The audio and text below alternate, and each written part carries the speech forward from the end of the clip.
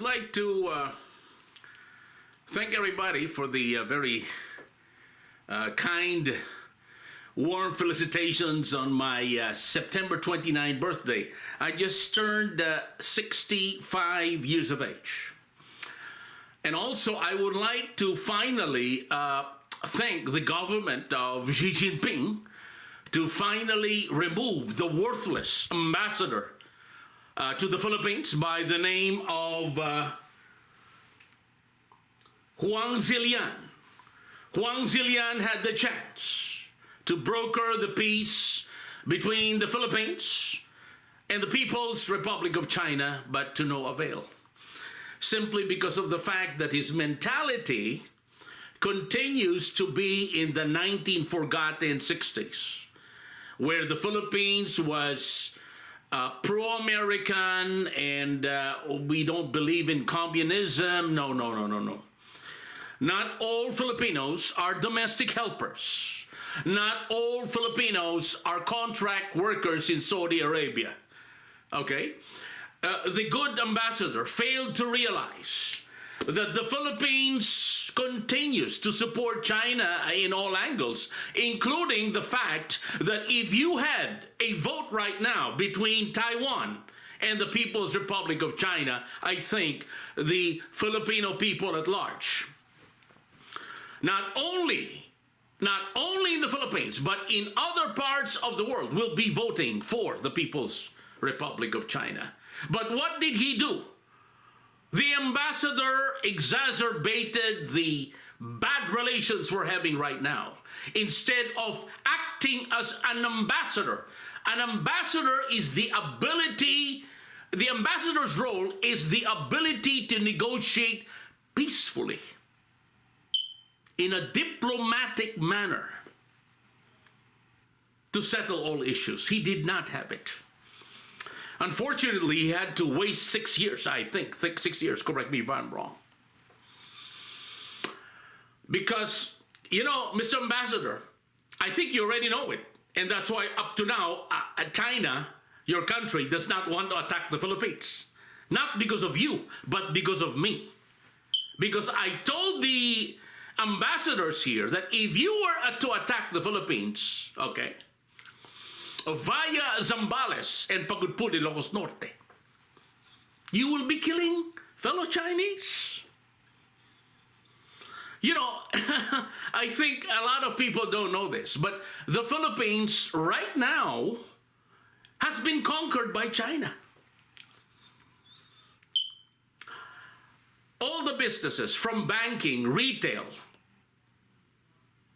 everything except for tourism, is all owned by the Chinese, who even do not speak English. They do not speak Filipino, straight Filipino, very crooked Filipino. Crooked means to say choppy Filipino. And it is sad up to now that we are still fighting over the islet that we call the West Philippine Seas, because they are assuming that there are billions of barrels of oil there. What happened to Mexico? When BP found out that there was not enough oil, what did they do? I think they deliberately exploded the whole system, thereby destroying the Gulf of Mexico.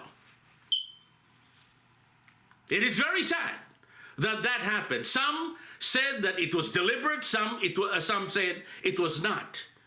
But most Americans believe that BP deliberately destroyed the Gulf of Mexico.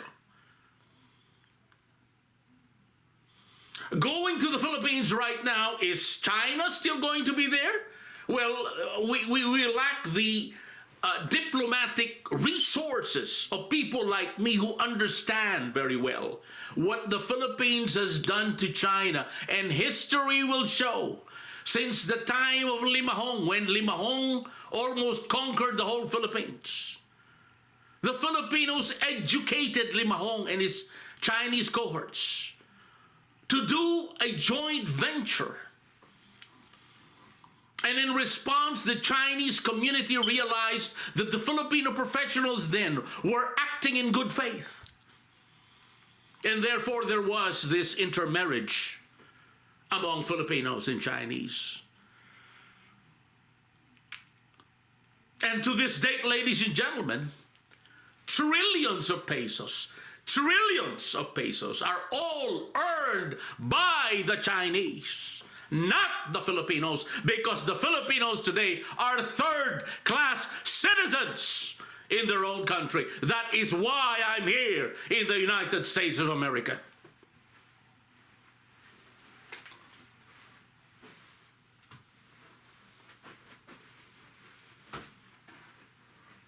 That is why most of the Filipinos, especially the professionals, rather go to the United States, Australia, New Zealand, Italy, London, and are all doing very well. Because most, I must confess, most of the Americans, especially the white Americans, think of Filipinos as simply domestic helpers. Because I will be even blunt to say some Filipinos cannot even speak fluent English. That is the truth. So in the Philippines, the number one nation there, the number one citizen, is what they call Chinoy. Chinoy, for a lack of a better term, but I'm laughing at that term. Actually, the Chinese dominate. They are the number one class in the Philippines today. Number two would be what? The Asian Indians.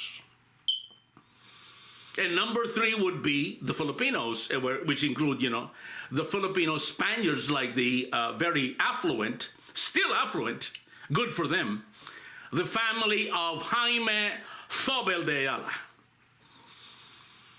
And the rest of the Filipinos are so poor that they have to leave their own mother country. That includes myself. So please, I'd like to refer this to Xi Jinping. Please do not think that Filipinos are pro-Taiwan. No, that's a lie. Okay?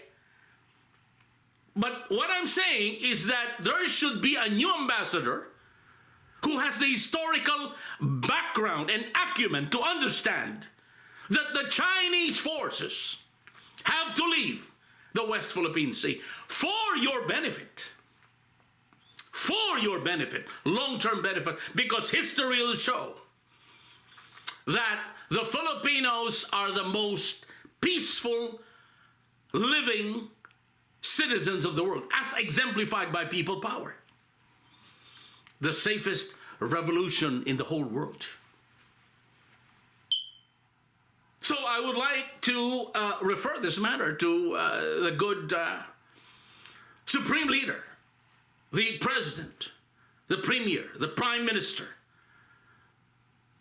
Xi Jinping, to hire somebody in China that understands Filipino-Chinese intermarriage, that understands long-term economic growth, that understands what happened in the Gulf of Mexico.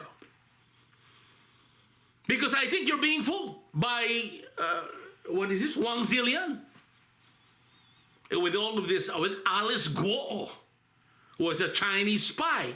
What is there to spy about? It's common knowledge. It's common knowledge. In the whole Philippines, from Pagudpud to Cebu, the number one rice dealer, Chinese.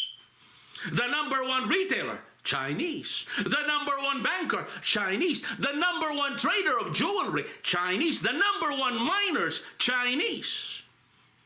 The number one canneries of fishes. I don't know why you have to go all the way to West Philippine Sea. In the Philippines, the number one cannery of sardines and other seafoods, because that was originally our family business. We have more than 180 hectares in Hagonoy, Bulacan. Okay? Are all Chinese. Okay, the only business I think right now, because I don't know if Mother Lily will I think she passed away, is the movie industry is controlled by Filipinos. And of course, I think the family of Jaime Zobel de Ayala is still number one when it comes to real estate development. So what is there to attack? What is there to get from the West Philippine Sea? Nothing. If you could look at the net results in the next at least 5 to 10 years. And if you withdraw from the West Philippine Seas, the respect of the world will be there. And I think you will really, if I may say, give the United States of America a run for the money. Because what China is wanting to do right now, ladies and gentlemen, is to become the next superpower. And you know, a lasting superpower like Rome, Italy, did it because they were giving more to the world. They were educating the world.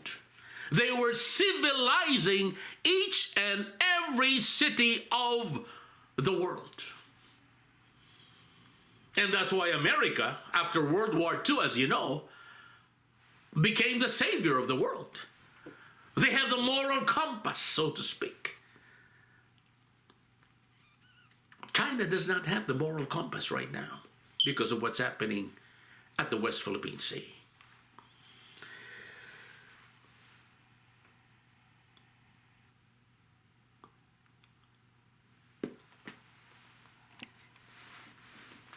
What is happening here?